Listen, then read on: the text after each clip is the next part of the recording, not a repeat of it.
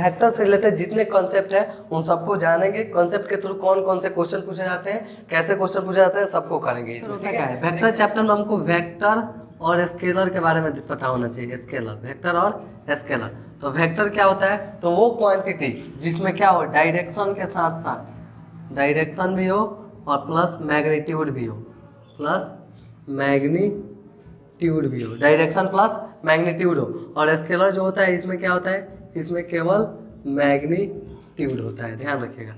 इसमें direction plus magnitude होता है और इसमें केवल क्या होता है, मैग्नीट्यूड होता है। जैसे कि ऐसे कोई दिया हुआ है, यहाँ से यहाँ O है, O से कोई यहाँ तक A तक आया है, डिस्टेंस तय किया गया है किसी द्वारा, किसी कार के द्वारा यहाँ से यहाँ तक डिस्टेंस, और मान चलो ये डिस्टेंस है 20 किलोमीटर, ठीक है। और यहाँ पे हम क्या है, ये नॉर्थ है, ये साउथ है, ठीक है।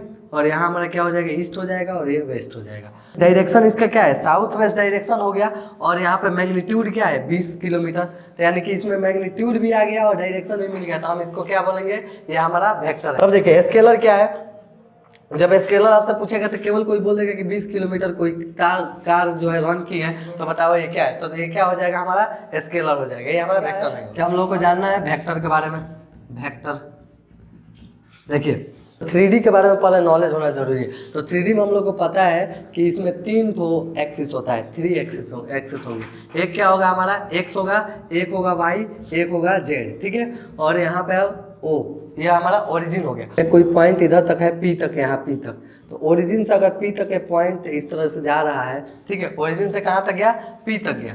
तो अगर मान के चलिए कोई बोले कि इस पी पॉइंट पे का वेक्टर क्या होगा, इस पी पॉइंट का वेक्टर क्या होगा, तो वेक्टर पूछेंगे तो ओ से पी तक गया है तो इसको हम ओपी वेक्टर बोलेंगे, और ओ जो होगा इसको हम क्या बोलेंगे, रिफरेंस पॉइंट।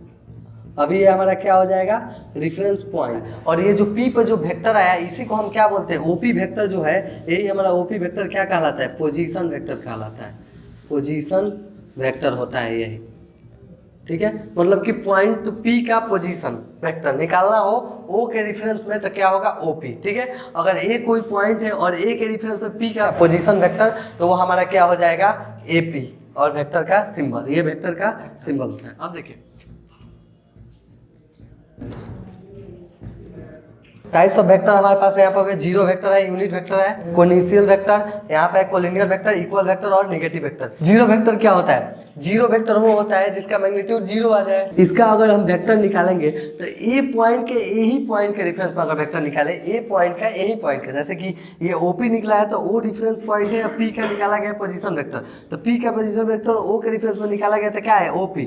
अगर ए का पोजीशन वेक्टर ओ ए के ही रिस्पेक्ट में निकाल दे तो क्या हो जाएगा, ए वेक्टर हो जाएगा। तो इसमें तो कोई यहाँ पे कोई तो मैग्नीट्यूड हमको मिला ही नहीं, मान चलो यहाँ से यहाँ तक रहता तब ना कुछ मिलता। इसी पॉइंट पे, इसी पॉइंट का अगर हमको वेक्टर पोजीशन वेक्टर निकाल देना है तो वो तो ए हो गया, तो ये हमारा क्या कहलाएगा, जीरो वेक्टर कहलाएगा। अगर बी भी है तो वो भी हमारा क्या कहलाएगा, जीरो वेक्टर कहलाएगा, ठीक है। तो ऐसे जो भी हमको मिलेंगे C C zero vector, P P zero vector, तो ये सब हमारे क्या होंगे, जीरो वेक्टर होंगे।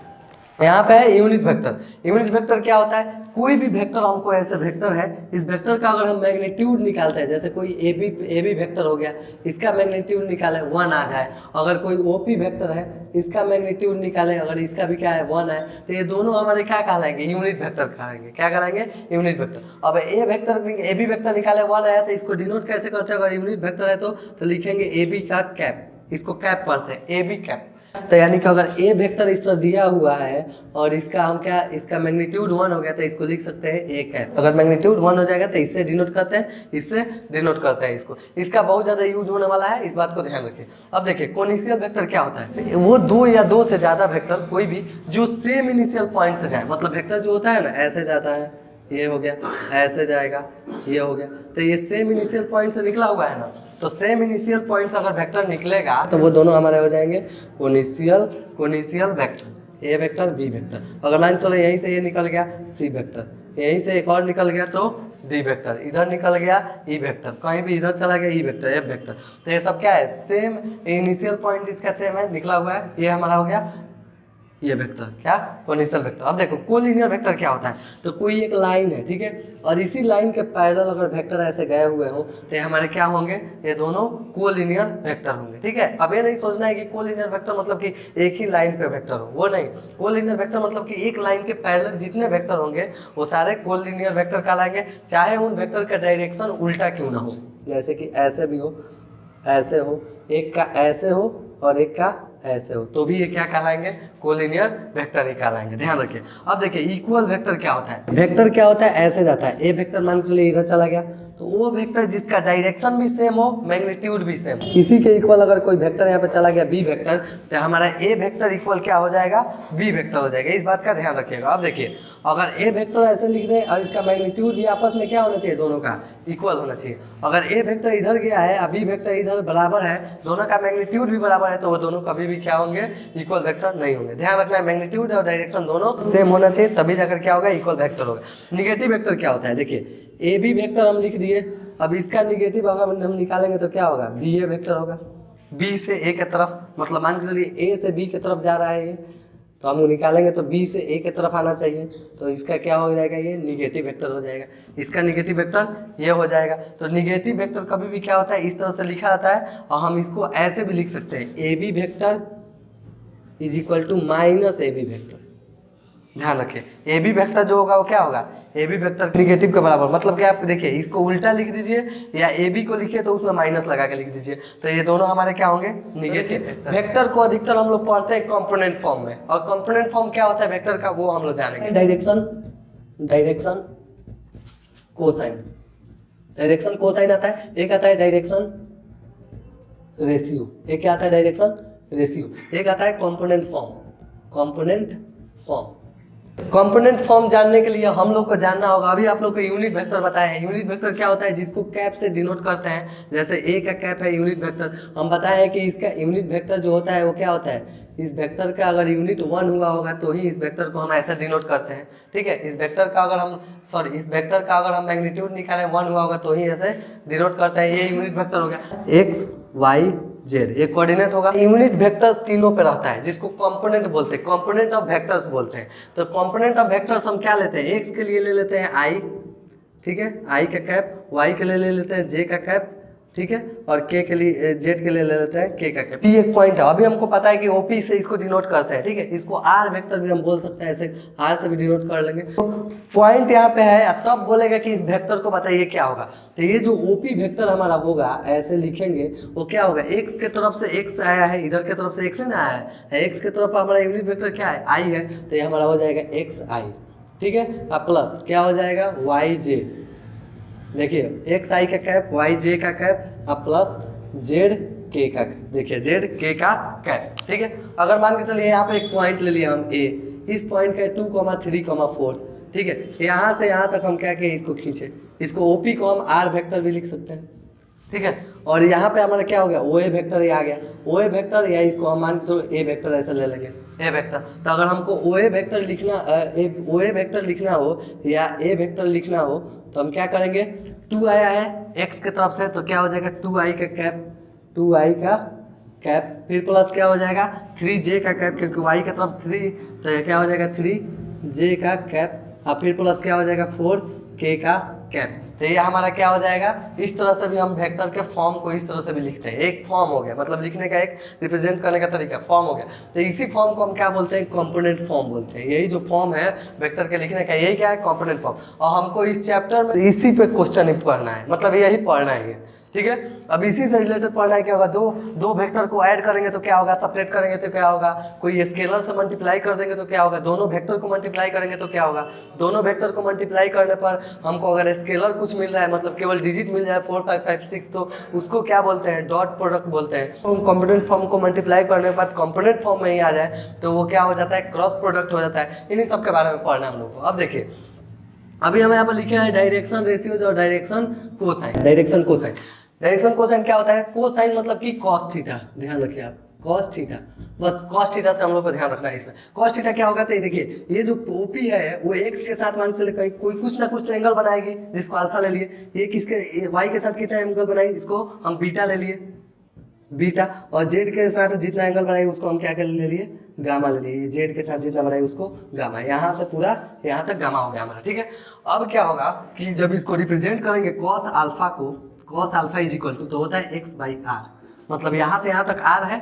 अगर इस पर हम क्या करेंगे, यहाँ से यहाँ अगर मिला दे इसको, तो ये 90 डिग्री का एकदम एंगल पे जाके मिलता है, ठीक है। तो जब 90 डिग्री एंगल पे मिलेगा तो हमारा यहाँ पे मान चलेगी, यहाँ हम ए ले रहे हैं, तो ए पी ओ क्या हो गया, एक राइट एंगल ट्रायंगल हो गया। और ए पी ओ में राइट एंगल के ट्रायंगल के सामने जो होता है वो हमारा क्या होता है, हाइपोटेनस होता है। अब चलिए ट्रिगोमेट्री में हाइपोटेनस होता है, ये तो हमारा हाइपोटेनस हो गया। अब देखिए, और इसके जो हमको ये निकालना है कॉस अल्फा, तो इसके सामने वाला परपेंडिकुलर हो गया, ये हमारा बेस हो गया। तो यहाँ से यहाँ तक को हम मानते हैं कि x मतलब x पे कटा हुआ है, तो x का ही लेंथ है ये 4 3 2 जितना भी कटा होगा x का ही लेंथ है, तो इसको x मान लेते हैं। तो यही b बाई क्या होता है, cos theta equal to b by h होता है। तो b हमारा ये हो गया x और h का वैल्यू क्या है r, तो इसलिए x बाई क्या लिख देते हैं r, ठीक है। उसी तरह से हम क्या करेंगे, y के साथ भी लेते हैं, कोई यहाँ पे b ले लो, पॉइंट 90 डिग्री बनेगा, तो वैसे y के साथ लेंगे तो cos beta is equal to क्या हो जाएगा, y बाई r। फिर वैसे ही cos gamma is equal to हो जाएगा जेड बाई आर, ठीक है। और इन्हीं को हम क्या बोलते हैं, ये जो आते हैं इन्हीं को हम बोलते हैं डायरेक्शन कोसाइन, डायरेक्शन कोसाइन। अब देखिए, इन डायरेक्शन कोसाइन को हम ऐसे डिनोट करते हैं एल एम एन। तो अगर इस डायरेक्शन कोसाइन दिया हो तो भी हम वेक्टर बना सकते हैं। किसी वेक्टर का डायरेक्शन कोसाइन दे दिया हो, तो अगर वेक्टर बनाना हो तो मान चलिए ए वेक्टर ही बनाना हो, तो हम क्या करेंगे, एल आई का कैप प्लस एम जे का कैप प्लस एन के का कैप। ध्यान रखिएगा, अगर थीटा दे दे सबका, बोले कि आप वेक्टर बना के दिखाइए, तो आप क्या कीजिएगा कि जब ये दिया हो, एंगल सबका दे दिया हो, तो cos alpha cos beta cos gamma का वैल्यू 90 0 0 दिया हो तो निकाल लीजिएगा। और निकालने के बाद क्या कीजिएगा, एल एम एन का वैल्यू निकल जाएगा, और निकल जाएगा ला के इसमें पुट कर दीजिएगा, हमारा क्या मिल जाएगा, वेक्टर मिल जाएगा। अब देखिए डायरेक्शन रेशियो क्या होता है, तो देखिए यहाँ पे क्या लिया गया था, कोऑर्डिनेट लिया गया है एक्स वाई जेड। तो जो इसमें का एक्स वाई जेड आपको मिला, इसमें का जो एक्स वाई और जेड जो मिला, इसी को हम क्या बोलते हैं, डायरेक्शन रेशियो। इसी को हम क्या बोलते हैं, डायरेक्शन रेशियो। जैसे इसमें पूछ दे कि इसके डायरेक्शन रेशियो क्या होंगे, तो 2 3 और 4 होंगे। डायरेक्शन रेशियो क्या हो जाएंगे, 2 3 और 4। लेकिन क्वेश्चन क्या पूछ देगा, ऐसे क्वेश्चन दे देगा, ए वेक्टर इज इक्वल टू आई का कैप प्लस जे का कैप माइनस 2k का कैप। इस तरह से का क्वेश्चन आपके पास दे दिया, अब बोला इसका आप क्या निकालिए, डायरेक्शन रेशियोज निकालिए और डायरेक्शन कोसाइन निकालिए। तो डायरेक्शन रेशियोज इसका क्या होगा, तो हम अभी बताएं आप लोग को, डायरेक्शन रेशियो निकालना तो बहुत आसान है। डायरेक्शन रेशियोज निकालना बहुत आसान है। ये आई के साथ क्या है 1, जे के साथ क्या है 1, तो 1 हो जाएगा। के के साथ क्या है -2, तो ये हमारा डायरेक्शन रेशियो निकल गया, ठीक है। अब बोलेगा डायरेक्शन कोसाइन निकालिए, तो डायरेक्शन कोसाइन निकालने के लिए हमको जानना होगा कि इसका मैग्नीट्यूड कैसे निकालते हैं। मैग्नीट्यूड निकालना जानेंगे तो ही हम क्या जानेंगे, डायरेक्शन कोसाइन निकालना जानेंगे। तो देखिए, किसी भी वेक्टर का मैग्नीट्यूड अगर पूछ दे, मैग्नीट्यूड ये भी जानना बहुत जरूरी है। मैग्नीट्यूड यानी इसमें प्रत्येक टॉपिक, प्रत्येक बात जो निकल रहा है समझ लीजिए वो इंपॉर्टेंट ही है। तो अगर मैग्नीट्यूड निकालना है ए वेक्टर का मैग्नीट्यूड, तो ए वेक्टर के मैग्नीट्यूड को ऐसे डिनोट किया जाता है। इसको निकालने के लिए रूट अंडर क्या किया जाएगा, जो हमारा डायरेक्शन रेशियो आएगा इसी का स्क्वायर करके जोड़ देंगे। जो डायरेक्शन रेशियो आएगा इसी का स्क्वायर करके क्या कर देंगे, जोड़ेंगे। तो 1 का स्क्वायर प्लस 1 का स्क्वायर प्लस -2 का स्क्वायर। अब आप लोग सोचिएगा डायरेक्शन रेशियो तो निकालना क्या है, हमको आई के साथ जो होगा, जे के साथ जो होगा, के के साथ जो होगा, उसको लिख कर उसका स्क्वायर करके और ऐड कर देंगे बस। तो वही हमारा क्या निकल जाएगा, मैग्नीट्यूड निकलेगा। तो मैग्नीट्यूड से क्वेश्चन बहुत ज़्यादा पूछा जाता है एग्जामिनेशन में कि मैग्नीट्यूड निकाल कर दिखाइए, ठीक है। देखिए जैसे कि रूट अंडर, यहाँ पे 1 हो गया और यहाँ पे क्या हो गया 4, तो कितना हो जाएगा रूट अंडर 6।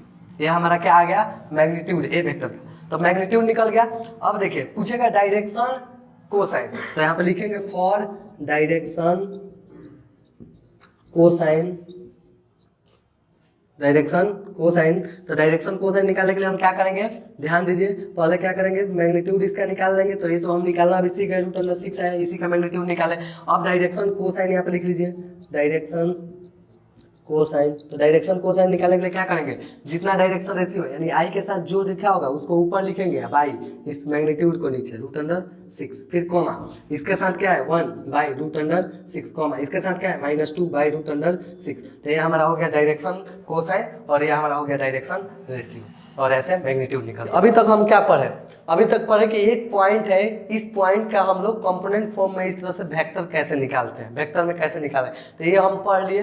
वेक्टर में ये जान गए कि डायरेक्शन कोसाइन क्या होता है, थीटा को लेकर भी जान गए, और अगर ऐसे फॉर्म में दिया हुआ है तो उसको भी हम उससे भी डायरेक्शन कोसाइन कैसे निकलता है ये भी जान गए, मैग्नीट्यूड जान गए, डायरेक्शन रेशियो जान गए। दो गो पॉइंट है ए और यहाँ पे हो गया एक पॉइंट बी, इन पॉइंट को ज्वाइन कर रहा है ये वेक्टर। इस वेक्टर को निकालना होगा तो कैसे निकालेंगे, जैसे देखो x1 y1 z1, यहाँ पे b का कोऑर्डिनेट दिया है x2 y2 z2 हो गया। अब इससे क्या है, हमको वेक्टर निकालना है तो क्या करेंगे, यहाँ पे लिखेंगे ए बी वेक्टर, ए से बी की तरफ जा रहा है, ए बी वेक्टर मान के चलो कि x2 माइनस x1 करके यहाँ पे आई का कैप, फिर प्लस y2 माइनस y1 करके क्या लगा देंगे जे का कैप, ध्यान रखिएगा इधर से इधर, और फिर z2 माइनस z1 करेंगे, इस पे क्या लगा देंगे के का कैप। अब क्वेश्चन कैसे पूछेगा, यहाँ पे पॉइंट दे देगा 2, 3, 4, और एक पॉइंट इधर दे देगा 1, 2, 5, ऐसे करके दे दिया दो को पॉइंट। बोला कि इन दोनों पॉइंट को ज्वाइन करने वाला वेक्टर का डायरेक्शन कोसाइन निकालिए। तो पहले क्या करेंगे, इन दोनों पॉइंट को ज्वाइन कर रहा है तो वेक्टर हमको क्या प्राप्त होगा वो निकालेंगे, मतलब कि ए बी वेक्टर निकालेंगे। तो ए बी वेक्टर निकालेंगे क्या होगा, x2 माइनस x1, तो 1 में से 2 गया -1 और आई का कैप लगा देंगे। x2 माइनस x1 करेंगे, यहाँ पे फॉर्मूला लिखे हुए इसीलिए डायरेक्ट कर रहे हैं। y2 माइनस y1, तो 2 में से 3 गया -1, तो -1 का क्या जे का कैप, क्योंकि यहाँ पे प्लस है और घट के आया माइनस, तो माइनस प्लस माइनस हो गया, -1 का जे का कैप। फिर क्या होगा, 5 में से 4 जाएगा तो फिर क्या आएगा 1, यानी यहाँ पे क्या आ गया +1 का के का कैप। तो 1 1 1 को हम क्या कर देते हैं, हाइड कर देते हैं, उसको नहीं लिखते हैं। तो यहाँ पर हो जाएगा माइनस आई का कैप माइनस जे का कैप और प्लस के का कैप, ये हमारा आ गया। अब इससे हमको क्या निकालना है, डायरेक्शन कोसाइन, तो हमको पता है पहले क्या निकालना होगा, इसका मैग्नीट्यूड निकाल लीजिए। तो मैग्नीट्यूड क्या हो जाएगा, √(-1 का स्क्वायर -1 का स्क्वायर और फिर +1 का स्क्वायर, तो यहाँ पे क्या हो जाएगा √3। अब निकालना है डायरेक्शन कोसाइन, तो डायरेक्शन कोसाइन हमारा क्या हो जाएगा, अब देखिए यहाँ -1 है ना, तो -1 बाई क्या हो जाएगा √3, फिर -1 बाई √3, फिर हो जाएगा हमारा कितना 1 बाई √3, तो डायरेक्शन कोसाइन। अब प्रॉपर्टी वेक्टर का पढ़ेंगे कि दो गो वेक्टर को ऐड कैसे करते हैं, सब्ट्रैक्ट कैसे करते हैं, स्केलर से वेक्टर और मल्टीप्लिकेशन कैसे करते हैं। देखिए जैसे फटाफट ध्यान से यहाँ से देखिए,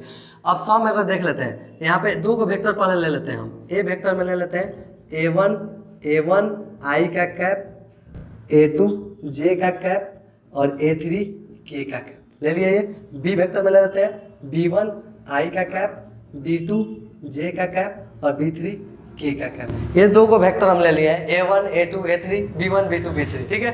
अगर हमको बोल दे कि a vector plus b vector निकालने के लिए तो हम क्या करेंगे, दोनों a1 plus b1 a2 plus b2 a3 plus b3 और i j के लिख देंगे। मतलब क्या हो जाएगा a1 प्लस b1 और यहाँ पे हो जाएगा i का कैप, फिर प्लस हो जाएगा a2 प्लस b2, ये हो जाएगा j का कैप, ठीक है, और फिर हो जाएगा a3 प्लस b3, ये हमारा हो जाएगा k का कैप। तो इस तरह से हो जाएगा। कहने का मतलब क्या कि अगर यहाँ पे जैसे दे दे 2i का कैप, फिर +3 j का कैप, फिर +4 k का कैप, ठीक है ना। अगर यहाँ पे एक और दे दे कि 3i का कैप -2 j का कैप और +5 k का कैप, और इसको बोले कि दोनों को ऐड कीजिए, ये a वेक्टर है आपका, ये b वेक्टर है, तो हम a वेक्टर और प्लस b वेक्टर अगर निकालेंगे तो क्या करेंगे, 2 और 3 5i का कैप हो जाएगा। और यहाँ देखिए ये प्लस में माइनस में तो घट जाएगा, केवल 1 होगा, यानी कि i का कैप j का कैप हो जाएगा, और फिर प्लस क्या होगा 9k का कैप होगा। हाँ यहाँ क्या हो जाएगा, प्लस हो जाएगा। ये हो गया हमारा ऐड। अगर यहाँ पे सब्ट्रैक्ट दे दे तो सब जगह हम क्या कर देंगे, सारे जो डायरेक्शन रेशियोज जो है उनको हम क्या कर लेंगे, घटा कर लिख देंगे, बस जिस तरह ऐड किया उसी तरह घटा देंगे। अब देखिए इसमें 1 नंबर 2 नंबर दोनों प्रॉपर्टी इसी में हो गया। 3 नंबर प्रॉपर्टी अगर हम देखने जाए तो कोई ये स्केलर है, जैसे ए है, लेमडा है, इसमें ए वेक्टर से मल्टीप्लाई कर देना है, तो इस लेमडा को ए वेक्टर से करना है, तो ए वेक्टर के प्रत्येक कंपोनेंट में करेंगे। जैसे यहाँ पे लेमडा हो गया, ए वेक्टर हमारा क्या क्या था, a1 आई का कैप प्लस a2 जे का कैप और प्लस a3 के का कैप था ना। तो जब हम मल्टीप्लाई करने जाएंगे तो इसके साथ भी होगा, यानी हो जाएगा लेमडा a1 आई का कैप और प्लस लेमडा a2 जे का कैप और फिर हो जाएगा लेमडा a3 के का कैप। कहने का मतलब क्या, के का कैप कहने का मतलब क्या, अगर ये दिया हुआ है इसमें हम क्या कर दें, ये दिया हुआ है इसमें हम 2 से मल्टीप्लाई हमको करना हो, तो यही स्केलर हो गया। स्केलर मतलब कि ये स्केलर हो गया, टू मतलब नॉर्मल नंबर, कोई भी नॉर्मल डिजिट स्केलर, 45 3 4 लिखा हुआ स्केल, इससे मल्टीप्लाई करना होगा तो क्या हो जाएगा, 2 2 जा 4 आई का कैप, 2 3 जा 6 जे का कैप, 2 4 जा 8 के का कैप, हो गया बस। इसी तरह हो गया, ये स्केलर हो गया। तो यहाँ पे दे दे ए वेक्टर दे दे 2 आई का कैप, तो रहने दो कोई बात नहीं, 3 जे का कैप प्लस 4 के का कैप, और यहाँ पे हो जाएगा बी वेक्टर 3 आई का कैप, 4 जे का कैप और प्लस 5 के का कैप, इस तरह से दे दिया है, ठीक है।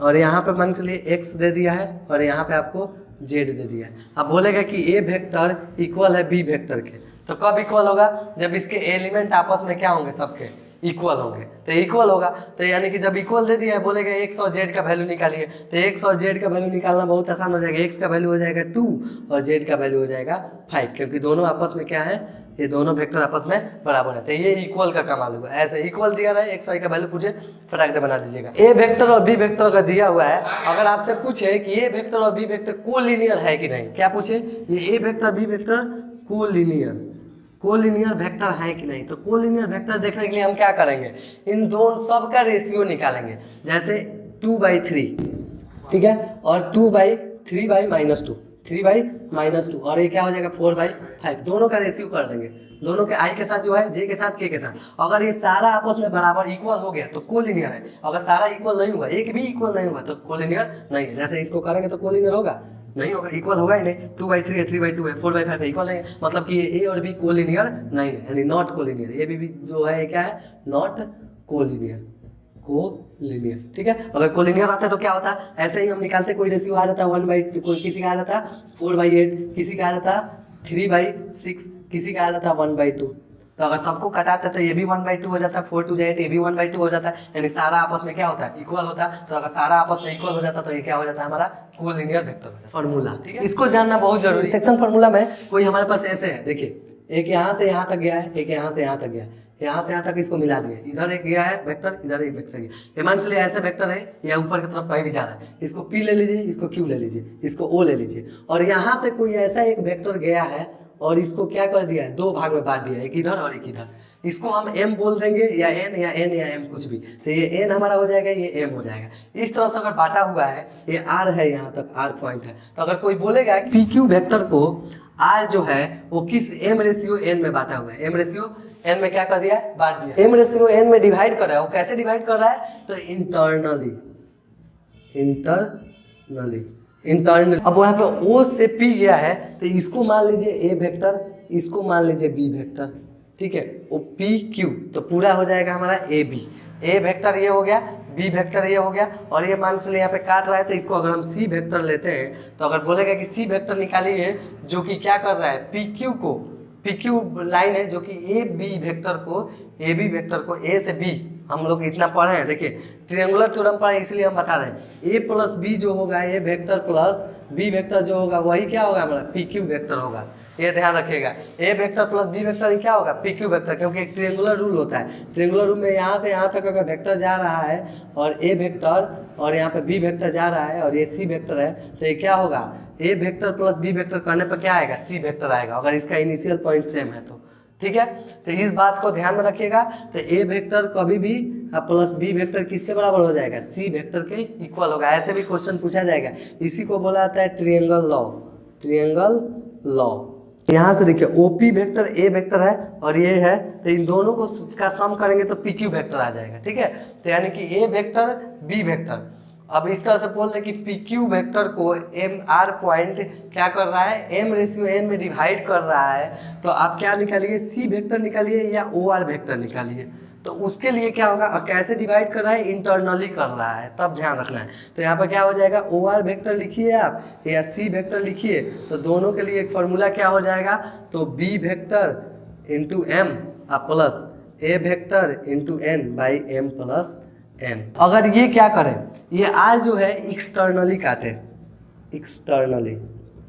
एक्सटर्नली तो क्या होगा, एक्सटर्नली काटेगा तो क्या होगा। तो इसी को हम देख रहे हैं, यहाँ पे एक पॉइंट लीजिए, इधर से इधर आ गया और इधर से इधर चला गया, तो यहाँ से यहाँ तक एक खींच लीजिए, ये हमारा हो गया बी वेक्टर, और इसको हम क्या करेंगे, यहाँ से यहाँ तक मिला देंगे, यहाँ से यहाँ तक मिला देंगे। अब क्या था, इंटरनली था, मतलब यहाँ तक वेक्टर था ए और बी और इसी के अंदर काट रहा था। ये क्या है, ये जो गया है ये एक्सटर्नली आर यहाँ पॉइंट कोई है और ये काट रहा है, ठीक है, ऐसे बाहर से एक्सटर्नली बाहर कट गया, इसका अंदर नहीं बाहर कट गया।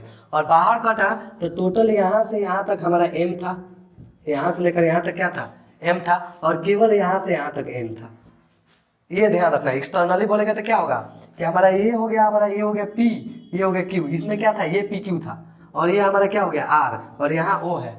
तब हमको निकालना होगा अगर ओ आर, तो ओ आर निकालने का, ओ आर वेक्टर निकालना हो, या इसको अगर हम सी से डिनोट करते हैं तो सी वेक्टर निकालना हो, तो इसके लिए फॉर्मूला क्या हो जाएगा हमारा, B vector M minus A vector N by N. हाँ, इसको ए वेक्टर ले लो और ये हो जाएगा बी वेक्टर।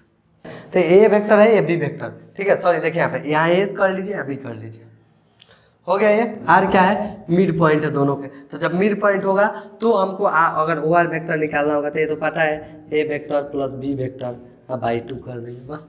इंटरनली ही होगा, जब मिड पॉइंट है तो इंटरनली होगा, अंदर ही होगा, बाहर तो नहीं जाएगा। मिड पॉइंट अंदर ही आता है, जब अंदर आएगा तो यही फॉर्मूला लगा देंगे, मिड पॉइंट होगा। तो एक क्वेश्चन दिया गया है कि मतलब एक पी है, यहाँ पे एक क्यू है, ठीक है, इस पी और क्यू को ज्वाइन करने वाले लाइन को आर जो है एक वो डिवाइड कर रहा है, और किस रेशियो में डिवाइड कर रहा है, 2:1 में, 2:1 में डिवाइड कर रहा है, और बोल रहा है कि इनका पोजीशन जो वेक्टर है, पी और क्यू का जो पोजीशन वेक्टर है वो दिया हुआ है। तो हम यहाँ पे ओ ले लेंगे, ओ के रिस्पेक्ट में देख लेंगे सभी चीज़ों को, जब अभी तक देखे तो इसका पोजीशन वेक्टर क्या दिया हुआ है, एक का पोजीशन वेक्टर दे दिया है यहाँ पे, एक का पोजीशन वेक्टर दिया हुआ है आई प्लस 2j, ये दिया हुआ है आई का कैप प्लस 2j का कैप और प्लस के का कैप, ठीक है।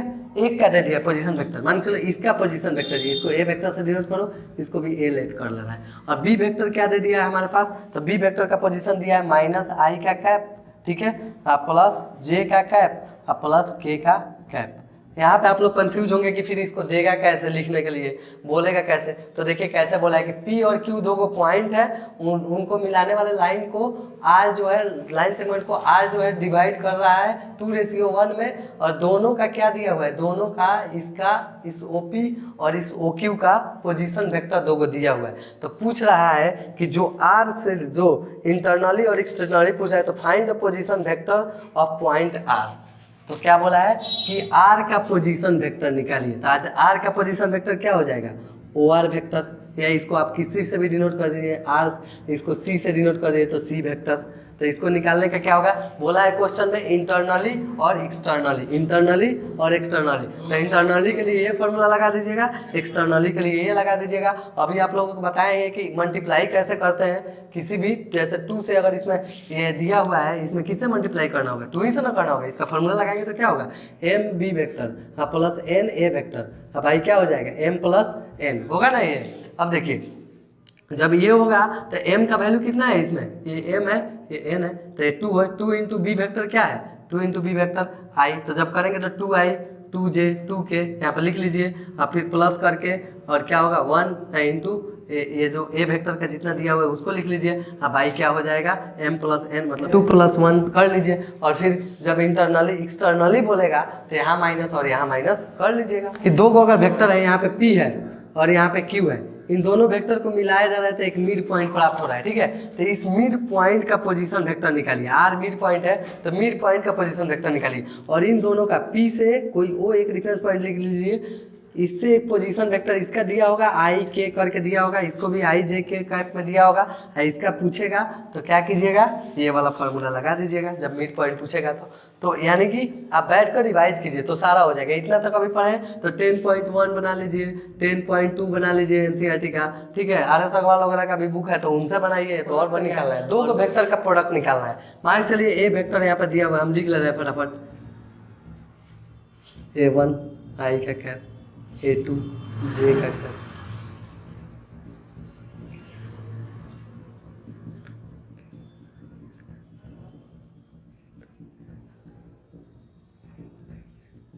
अगर ए वेक्टर बी वेक्टर को मल्टीप्लाई करेंगे और कोई स्केलर आ गया, स्केलर करने का मतलब क्या, 63 आ गया, 42 आ गया, इस तरह से आ गया कोई ऐड करने पर, ठीक है ना, यानी रियल नंबर आ गया, रियल नंबर ऐड करने पर, तो उसी को हम क्या बोलते हैं, उसी को डॉट प्रोडक्ट बोलते हैं। क्या बोलते हैं, डॉट प्रोडक्ट।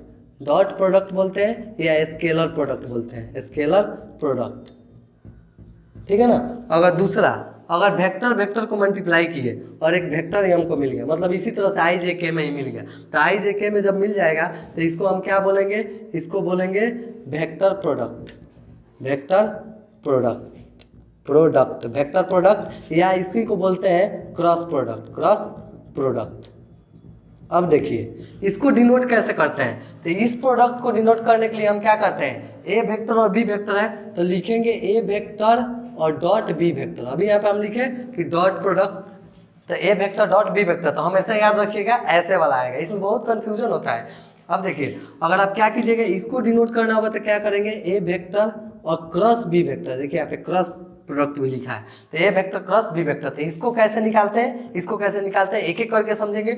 इससे क्या क्या फैक्ट हमको मिलता है इसको समझेंगे, इससे क्या क्या फैक्ट मिलता है इसको समझेंगे। चलिए स्केलर और डॉट प्रोडक्ट हम क्या बताए हैं, दो गो हमारे पास है, तो स्केलर प्रोडक्ट क्या है, क्या होगा, ए वेक्टर और डॉट बी वेक्टर, और ये कभी भी क्या आएगा, रियल नंबर में आएगा, ये ध्यान रखिएगा, रियल नंबर। तो रियल नंबर क्या होता है, इसको मल्टीप्लाई करेंगे तो सब ऐड होकर 14, 15, 16 ऐसे का आ जाएगा। तो जब रियल नंबर आएगा तो हम फोकस करेंगे इसके रियल नंबर पे, इसको हटा दो, आई जे के को ही छोड़ो, ये बाद में बात करेंगे। हम रियल नंबर क्या आएगा, तो जब भी दो गो जैसे दिया हो मल्टीप्लाई करना है तो इसको कर लेंगे, a1 b1 फिर प्लस a2 b2 फिर प्लस a3 b3, ठीक है।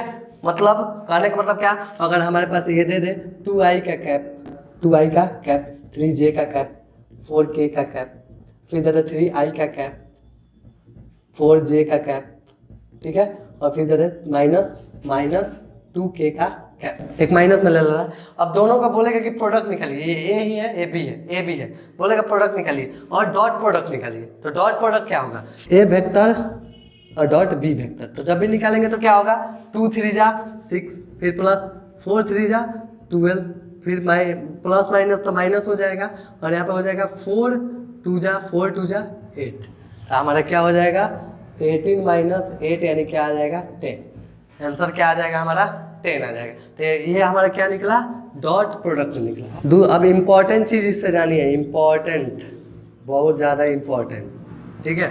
ए वेक्टर और बी वेक्टर है, अगर दोनों का प्रोडक्ट निकालेंगे ए वेक्टर डॉट बी वेक्टर, अगर जीरो आ गया इसका मतलब क्या है, ए वेक्टर परपेंडिकुलर है किसके, बी वेक्टर के लिए। ये बात ध्यान रखिएगा, इससे क्वेश्चन पूछता है, ए वेक्टर दे दिया हो, बी वेक्टर दे दिया हो, बोला है कि शो कीजिए कि ये दोनों परपेंडिकुलर है एक दूसरे पर। तो आप क्या कीजिएगा, जब भी शो करने की बारी आएगा आप क्या कीजिएगा, दोनों का डॉट प्रोडक्ट निकालिएगा, अगर वो जीरो दिखा दीजिएगा, दोनों के डॉट प्रोडक्ट को जीरो दिखा दीजिएगा, लिखिएगा हैंस ये क्या है, एक दूसरे पर क्या है, परपेंडिकुलर है, ठीक है। तो ये परपेंडिकुलर हो गया। अब दूसरा चलिए, दूसरा एक और चीज़ जो ऑब्जेक्टिव में बहुत ज़्यादा पूछा जाता है, अगर आई डॉट आई करते हैं तो क्या होता है, आई वेक्टर आई का कैप डॉट आई का कैप, ये क्या होगा, जे का कैप डॉट जे का कैप, ये क्या होगा, तो ये तो बराबर होगा, ये तो दिखते जा रहा है। फिर के का कैप डॉट के का कैप क्या होगा, बराबर होगा, लेकिन ये किसके बराबर होगा, 1 के। तो ये क्वेश्चन में पूछ देता है, ऑब्जेक्टिव में पूछेगा कि आई डॉट आई क्या होता है।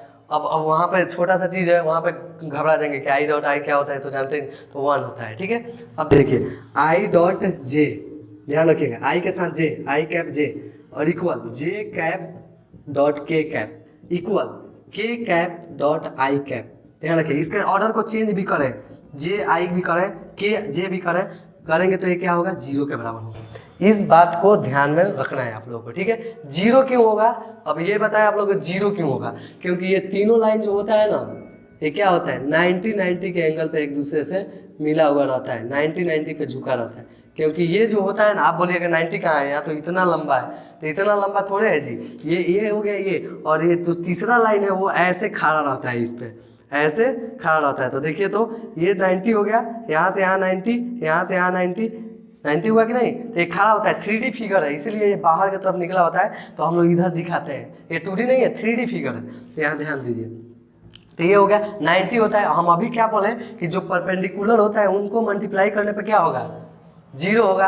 इस पे हमको पता है आई होता है, इस पे जे होता है, तो आई जे जब मल्टीप्लाई करेंगे 90 डिग्री परपेंडिकुलर है तो क्या होगा, इसका डॉट प्रोडक्ट 0 है ना, होगा जी, तो 0 हो गया इसका डॉट प्रोडक्ट। इसी तरह से जे के करेंगे तो 90 डिग्री पे है, तो इसका डॉट प्रोडक्ट क्या हो जाएगा, जे के 0 हो जाएगा, क्योंकि 90 डिग्री परपेंडिकुलर अभी बताया होता है तीनों आपस में। तो ये हो गया। अब चलिए थर्ड देखिए, तीसरा क्या है, ये तो हो गया। इसका मतलब क्या है, ए वेक्टर और बी वेक्टर हम करेंगे परपेंडिकुलर। इसका मतलब क्या है, ए वेक्टर और बी वेक्टर में क्या है, ए वेक्टर और बी वेक्टर दोनों 90 डिग्री पे बने हुए हैं। ये तो हो गया। अगर हम यहाँ पे ए वेक्टर इधर गया है और बी वेक्टर भी एकदम दोनों के बीच का एंगल 0 डिग्री हो, दोनों के बीच का एंगल क्या हो 0 डिग्री, बी वेक्टर भी इसी पे जाए। ये ए वेक्टर हो गया, नीचे वाला बी, दोनों एक ही पे सटा हुआ एकदम जा रहा है बी वेक्टर। तो ए वेक्टर बी वेक्टर दोनों के बीच का अगर थीटा क्या होगा 0 डिग्री होगा। तो इसका प्रोडक्ट कैसे निकालेंगे ए और बी का, तो ए वेक्टर और डॉट बी वेक्टर जब कीजिएगा आप लोग तो आप क्या कीजिएगा, ए वेक्टर और ऐसे डॉट बी वेक्टर और ऐसे कर दीजिए, बस दोनों का मैग्नीट्यूड निकाल कर मल्टीप्लाई कर दीजिएगा, वही इसका डॉट प्रोडक्ट हो जाएगा। अगर दोनों के बीच का थीटा कितना है 0 डिग्री है। अब देखिए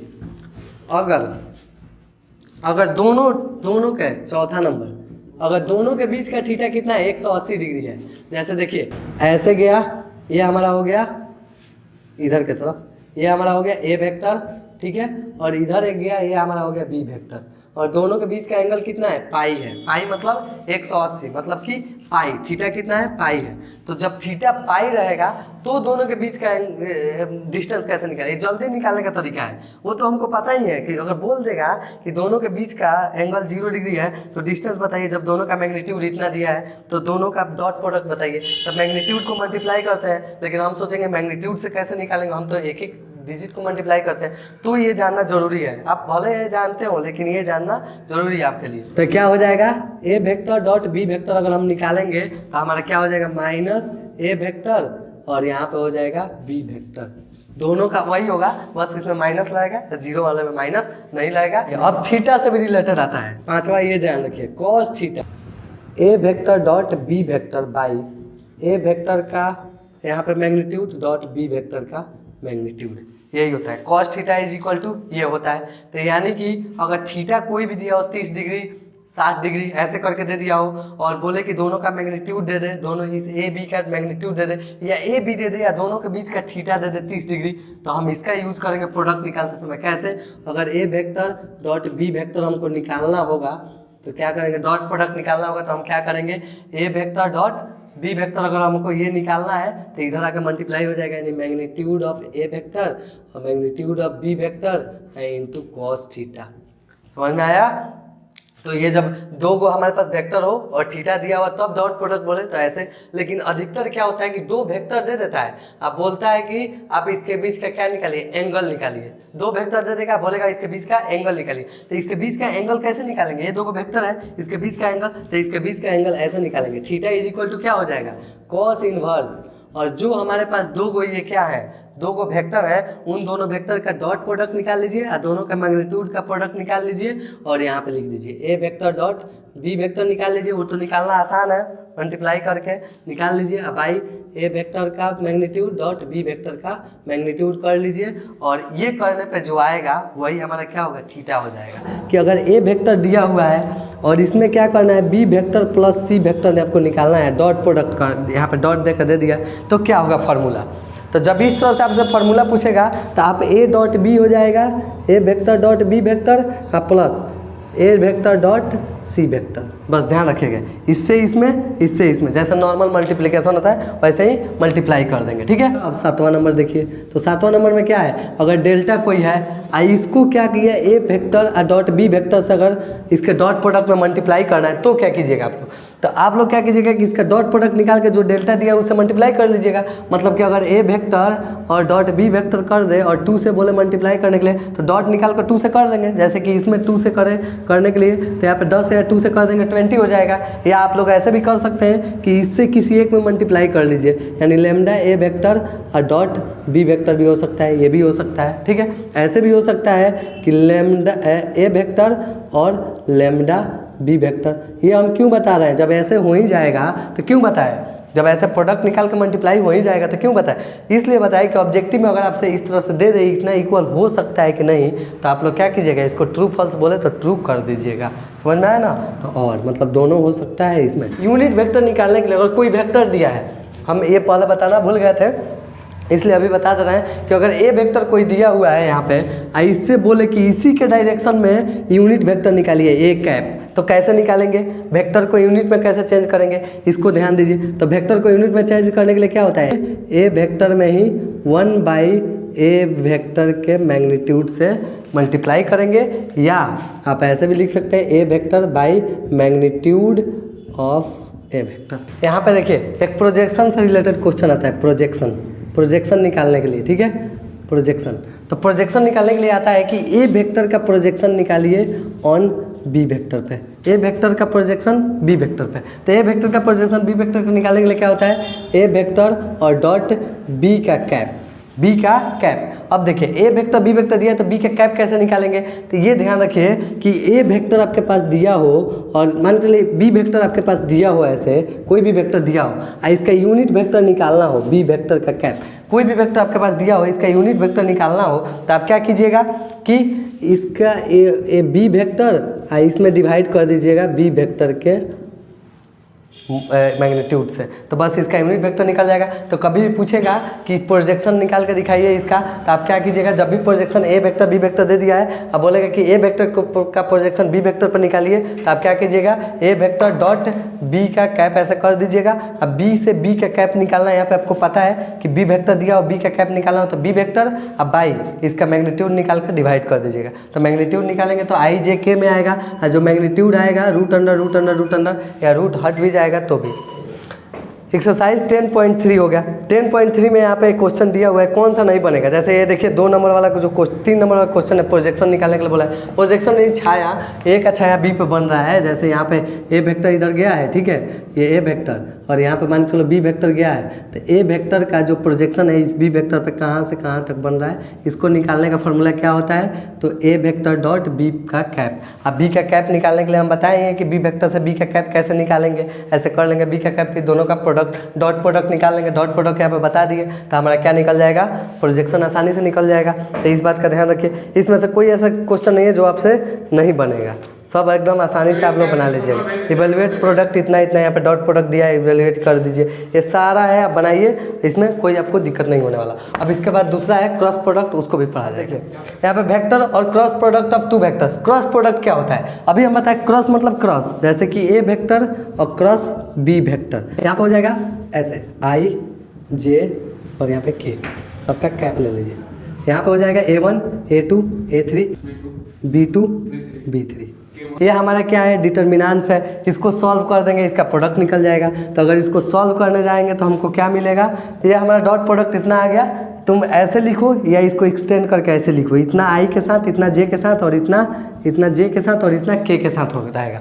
अब देखिए यहाँ पे हमारा है, तो इसको बनाते कैसे हैं, तो अगर आई के साथ हमको रखना है तो क्या करोगे, आई को देखो, ये वाले इस वाले रो को और नीचे वाले कॉलम को ढक लो। आई वाले के साथ अगर करना है तो आई वाले के साथ करना है तो इसको ढक लो, और यहाँ पे क्या हो जाएगा, A2 माइनस A2 A3 से मल्टीप्लाई करो और इसको घटा दो, तो A2 B3 और इसका क्या हो जाएगा A3 B2 सेम उसी तरह क्या करो, जे वाले को करना है तो इसको ढको, अब इससे बाई क्रॉस करो, A1 A3 और यहाँ पे क्या B1 B3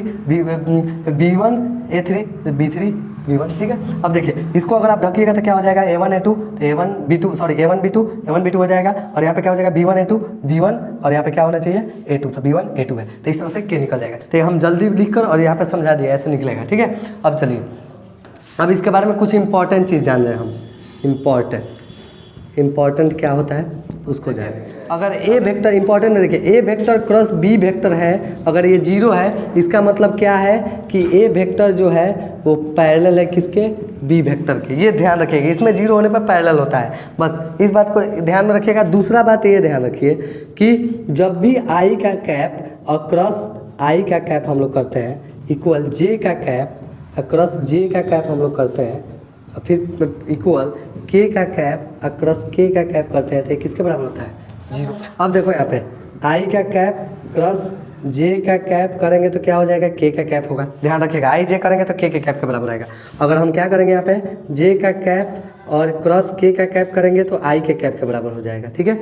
और फिर क्या करेंगे, के का कैप इंटू आई का कैप करेंगे तो किसके बराबर हो जाएगा, आई जे का इसके बराबर, तो ये हमारा हो जाएगा जे के कैप के बराबर हो जाएगा। आई जे के के बराबर, जे के आई के बराबर, के आई जे के बराबर, ठीक है। अब ध्यान रखिए, अगर इसका ऑर्डर को बदल दें हम, जे का कैप कर दें जे डॉट कैप और क्रॉस आई का कैप कर दें तो वो क्या हो जाएगा, माइनस के का कैप हो जाएगा। ध्यान रखिएगा माइनस हो जाएगा। इसके ऑर्डर को बदल दें तो भी माइनस हो जाएगा। के का कैप क्रॉस यहाँ पे जे का कैप माइनस आई का कैप। अगर यहाँ पे आई का कैप पहले कर लें क्रॉस के का कैप माइनस जे का कैप। इस बात का ध्यान रखिएगा, ये बहुत ही ज़्यादा इम्पॉर्टेंट है। अब देखिए इतना हमारा हो गया। अब अगर यहाँ पे थीटा हमारा क्या है, दो गो के बीच का, ये इधर गया ये इधर गया, इस पे अगर 90 डिग्री का एंगल बन रहा है यानी ये थीटा 90 डिग्री है। थीटा कितना है हमारा, π/2 है। तो अगर हमको ए के वेक्टर क्रॉस बी वेक्टर निकालना है तो हम क्या करेंगे, यहाँ पे हो जाएगा ए वेक्टर का मैग्नीट्यूड और डॉट बी वेक्टर का मैग्नीट्यूड। बस इतना हो गया। अगर ये है तो यानी कितना है, 3 नंबर। 4 नंबर क्या है, 3 नंबर ये हो गया। 4 नंबर क्या है, ए वेक्टर का क्रॉस बी वेक्टर के क्रॉस से करें तो minus B vector cross A vector हो जाएगा।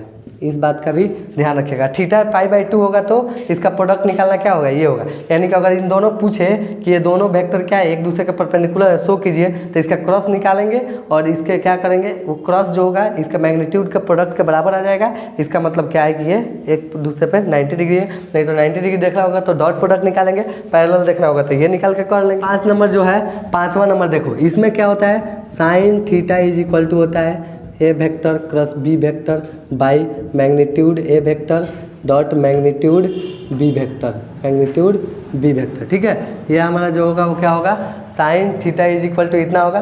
थीटा निकालेंगे तो साइन जाकर उधर इन्वर्स बन जाएगा, इसे निकाल लेंगे। यानी कि क्या, अगर दो के बीच में दिया हुआ है, दो को हमारे पास वेक्टर दे दिए गए हैं और दोनों के बीच का एंगल कोई दे दिया है और बोलेगा प्रोडक्ट निकालने के लिए, तो A cross product A vector cross B vector क्या हो जाएगा, ए वेक्टर का मैग्नीट्यूड डॉट बी वेक्टर का मैग्नीट्यूड इंटू साइन थीटा। कि कोई भी ट्रायंगल हो, उस ट्रायंगल का एडजेसेंट साइड दिया हो ए वेक्टर बी वेक्टर। जैसे यहाँ पे मान के लिए ये ए वेक्टर हो गया और ये बी वेक्टर हो गया। यहाँ पे ए वेक्टर, यहाँ पे मान लीजिए ये ए वेक्टर हो गया और ये बी वेक्टर हो गया, और इन दोनों को मिलाने पे यहाँ पे क्या बना है, एक ट्रायंगल बना हुआ है। ठीक है ना, तो इस ट्रायंगल का एरिया निकालना है। इस ट्रायंगल का क्या निकालना है, एरिया। इसके एडजेसेंट साइड ए वेक्टर बी वेक्टर हो तो एरिया ऑफ ट्रायंगल क्या हो जाएगा, एरिया। ये बहुत आसान, अच्छा क्वेश्चन है, बहुत आसान है। Area of triangle, area of triangle आपका हो जाएगा 1/2 और magnitude of A vector cross B vector.